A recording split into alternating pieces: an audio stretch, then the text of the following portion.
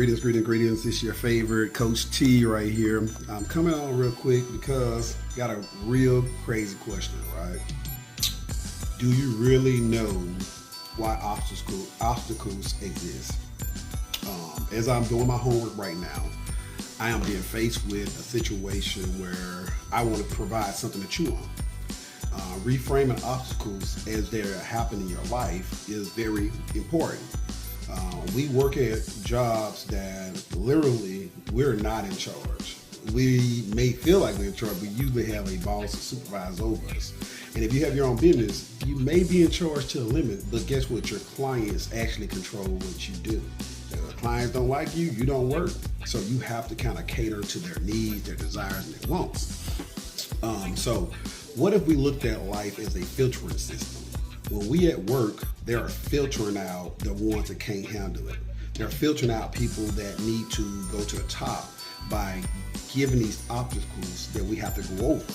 So as we look at our current conditions, our work environment, our home environment, our relationships, we're being filtered out, towards who can handle what I have to offer. So I would ask you to think about some whys. Place yourself in a space to answer these questions. Who do I bring value to?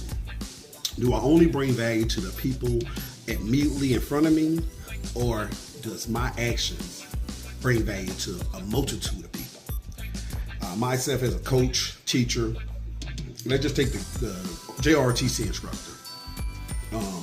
When I act on my actions, not only do I bring value to the student right in front of me, I actually bring value to the kids that they will have, the marriages they will have, the job they'll work at, their parents. By teaching them discipline and how to think differently and how to reframe their thoughts, then this is going to enable them to withstand a lot of bad situations in the future. They're young, they don't know any better.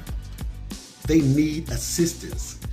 And so many times my coworkers look at these kids as grown where they think they're grown. Keyword, think they're grown. As long as they're in school and they're not taking care of themselves 100% and they still have to go to school, you're not grown.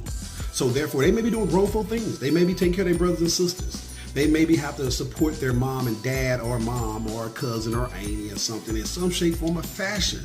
They may be doing some grownish type of work, but they're not grown until they're on their own, out of school, have their own job, paying their own bills, and doing what grown folks do, take care of themselves. And you have a lot of people that's 50 and 60 years old that's out of school that's not grown-ups. It's not adulthood. They're just older age.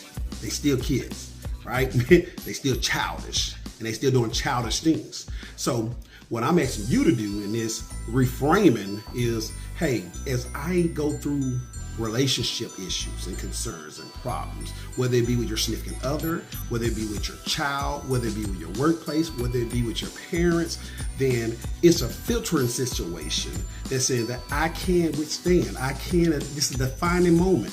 That's what this author, Leo, was talking about in actualize.org, that this is the defining moment. Are you going to be that person that drops off at that moment? Or are you going to use this obstacle as something to uplift you and challenge you to be better? That's what I want to determine for you to do. I want to ask you to think about things from that perspective. When you're being challenged by your child, that's your child you love, you have taken care of, you're doing your best with, and they don't actually realize that, and they don't know your emotion that's tied with how they did everything for you, then that's your defining moment to say, what kind of parent am I? What kind of character do I have? What do I really want for my child? Do my ego and my pride matter more than my love for this child to be better and to understand exactly where I'm coming from? That's what's questioned. That's the same thing likewise in a relationship. We seek to be understood instead of seek to understand others. And when we seek to be understood, we get emotionally attached and drained and frustrated with all the things that is coming towards us. And we feel like it's happening to us. I want to challenge you. That's your defining moment. Seek to understand what they're saying. Try and meet them where they're at. Get out of your ego and your pride and your selfish ways and be selfless so that you can be more to them. That's my challenge. That's what I would ask you to do. That's what I want you to think about. That's enough on this segment, and I'll start another one. So today, in defining obstacles, I had the pleasure of speaking with a veteran soldier at our Buffalo Soldier meeting today. All right, I think the tag is on this. So when I went to the meeting today, afterwards, I had the pleasure of talking to a soldier, and they was explaining to me that at their job, they have to draw blood for phlebotomy, and people are supposed to prep the people before they get there. However, the people are not doing it. Those people are subcontracted out, or she's subcontracted to do this piece, and they bring the blood over for labs. And because of the dilemma of the people that supposed to do prep work before her are not doing their job, then she's faced with being delayed on how many people she can service and amount of time based on their responsibilities. So my challenge was, she already found a job, right? And she already got another opportunity, and she's growing. And she's not frustrated with anyone, but she did take that incidents to her supervisor or manager and let them know that, hey, this is the hiccup that's happening.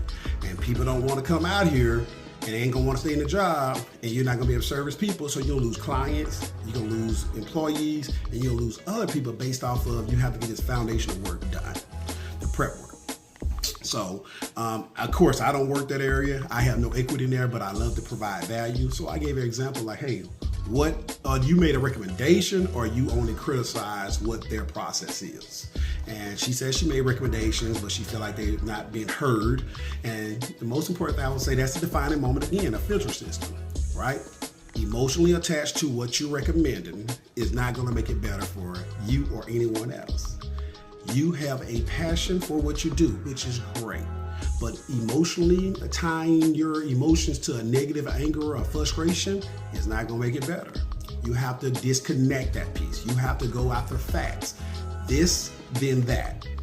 People not prepping make me behind. Facts.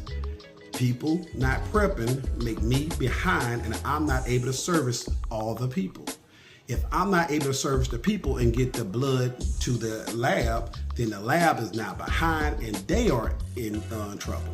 So for every action, there's a reaction. And tying those knots together without being frustrated, anxiety, anger, annoyance is the key. So I challenge you to look at your position. You can easily quit at that moment. You either just have an attitude at that moment, you can either do the minimum at that moment, or you can decide to say, hey, look, here's what I can do. Here's realistic what we are doing. Here's what attempts I have made. But unfortunately, this is all I can do.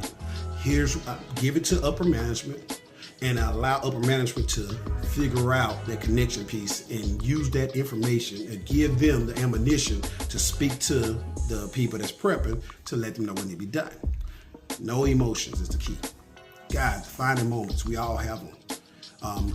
Daily, as a school teacher, we have defining moments.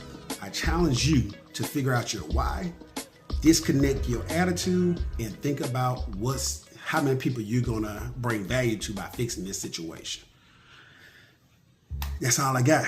I can go on and on about it, but I'm not. I wanted to keep this short, simple, and to the point. If you can think about any ways that this happened to you, what is your mission, right? What is your God-given purpose? And are you ready to act on it? If you're ready to act on it, for all the males out there, I got blog, right? Brotherhood, Leadership, Opportunity, and Growth. I want to challenge you to go and take the survey. Let's get together and let's talk about and collaborate on opportunities for us to be more brotherly, for us to be more leaders, for us to create new opportunities and work together in opportunities, and for us to personally grow for our moms, our dads, our brothers, our sisters, our kids, and everyone else. We have to start bonding together and realize each one needs each of us to make it in this world. And until we get to that point where we realize we can't make it by ourselves, we do need a village. And we're always going to be turning circles and feel like we so isolated, and our self-worth is going to go lower, lower, lower than a person that feel like, hey, I need you to be successful. I need you to be successful. I need you to be successful. And please get out of your pride when I say need. When I say need, I don't mean like I gotta have you in my life.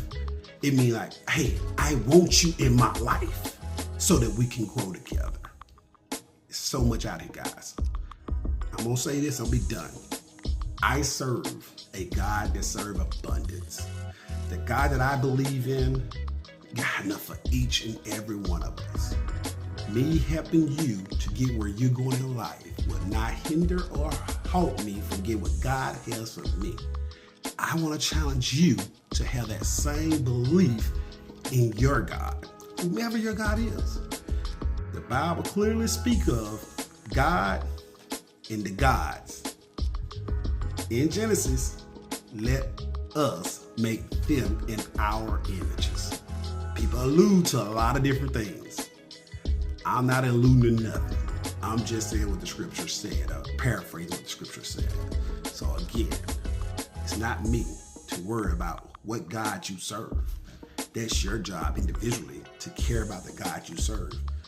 It's me to challenge you to live the principles of whatever God you serve, whatever teachings you believe in, whatever religious faith that you have. Practice the teachings. Deliver to others as you want them to deliver unto you. Be the positive difference in each and every person's life that you meet. Always bring value and always see things to seek to understand them, and hopefully they seek to understand you, and y'all can meet in the middle and have an understanding. It's not about being right. It's not about being in charge. It's about being your very best and bringing the best out of others. God bless you. Love you with the love of God. Take care. Coach T, out.